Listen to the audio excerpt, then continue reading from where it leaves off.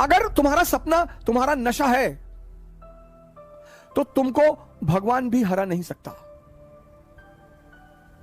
बहुत बड़ा मंत्र है सर ये। अगर तुम्हारा सपना तुम्हारा नशा है, तुम्हारा जो भी सपना है, बहुत सारे लोग सपने उधार मांग के लाते हैं। हमारे पापा चाहते हैं कि हम आईएएस बन जाएं, तुम क्या चाहते हो? नहीं, हम तो बैंक में भी काम कर लेंगे। तब तुम नहीं बनोगे, तब तुम नहीं बनोगे, क्योंकि बनना तुम्हें है और वो तुम्हारा नशा ही नहीं है। जिन चीजों को भी आप समझ लोगे उनसे आप ऊपर उठ जाओगे। यह सबसे बड़ा सूत्र है सर, भागने की कोई आवश्यकता नहीं। जिन जिन चीजों को भारतीय अभिभावकों ने, मां बाप ने दबाने की कोशिश की, आज वही सब चीजें, सेक्स पर बात मत करो, सेक्स पे चर्चा मत करो, सेक्स पर नाम का नाम मत लो। अब देखो सारी क्लास ऑनलाइन चल रही है, बच्चा क्या देख रहा है तुम्हें क्या पता है? अब वो समय है जो आपको बताना पड़ेगा सर, बोलना पड़ेगा, क्योंकि जब भी कोई चीज हम बाहर से सीखते हैं तो बड़ी विकृत रूप में सीखते हैं सर। भारत में एक ग्रंथ है विज्ञान भारोतंत्र, जबरदस्त ग्रंथ है सर। उसी पर आधारित ओशो ने किताब लिखी संभोग से समाधि। उस किताब में सेक्स की कहीं चर्चा ही नहीं है। शंकर जी का बड़ा संबंध रहा नशे से। मैं बड़ा इस मामले को लेकर बड़ा चिंतित रहता था कि यार भगवान का नशे से क्या, ये क्यों धतूरा चढ़ाते हो उस पर, क्यों भांग चढ़ाते हो? सर उसका बड़ा आध्यात्मिक महत्व है, उसका इतना आध्यात्मिक महत्व है कि अगर हमारे देश का आदमी समझ जाए उस बात को, और वो सबके लिए है सर। मन दो चीजों से काबू में आएगा, या तो नशे से या ध्यान से, और शंकर जी का संबंध दोनों से है। मजेदार बात देखिए, प्रथम योगी माने जाते हैं विश्व के, ब्रह्मांड के।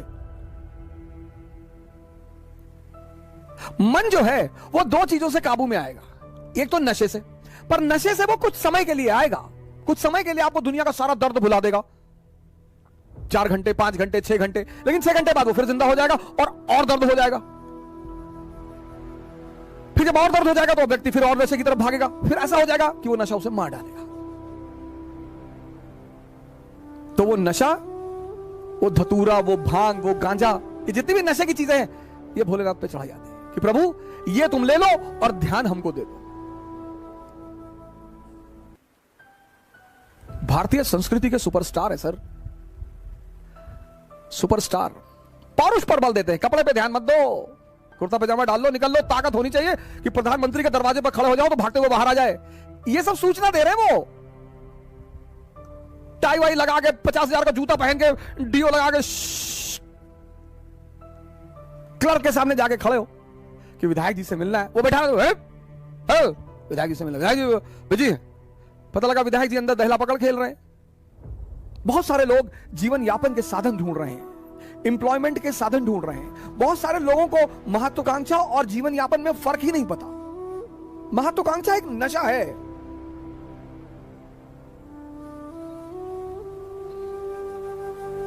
एम्बिशन एक नशा है, वो जिसको हो जाए। नेपोलियन को हो गया। किसी गाने में अमिताभ बच्चन जी के बोल हैं कि नशा शराब में होता तो नाचती बोतल। सब छोटे मोटे नशे हैं सर, बहुत छोटे मोटे नशे। अगर ये आपको प्रभावित करते हैं तो आपका मन विकसित नहीं हुआ सर। नशा तो पद का है सर। आप ये चेक कर लीजिए आपको जीवन में नशा किस चीज का है। अगर इन छोटी मोटी चीजों का है तो आप रह जाएंगे फिर वहीं पे। आप अपना नशा भी चेक करिए सर। मोदी जी को नशा रहा होगा, लालू जी को नशा रहा होगा। इन नशों ने ही इतनी ऊंचाई तक पहुंचाया सर। और किसी की हिम्मत ही नहीं है, और किसी की औकात ही नहीं है। नशा होना चाहिए सर। मुलायम सिंह यादव जी इतनी ऊंचाई तक पहुंचे, मायावती जी इतनी ऊंचाई तक पहुंची। किसका राजनीतिक करियर कैसा रहा वो एक अलग चीज है, लेकिन जब भी कोई सामान्य व्यक्ति असामान्य कार्य करता है तो वो नशे में ही रहा होगा। यहां लोग उठ नहीं पाते, या बड़े सारे लोग मेरे पास आते हैं, कहते हैं कि सर सुबह नींद नहीं खुलती। तो कौन कहता है सपने देखने के लिए? जब सपना देखो तो एक चीज चेक करो कि तुम्हारे अंदर उस सपने को लेकर नशा है या नहीं है।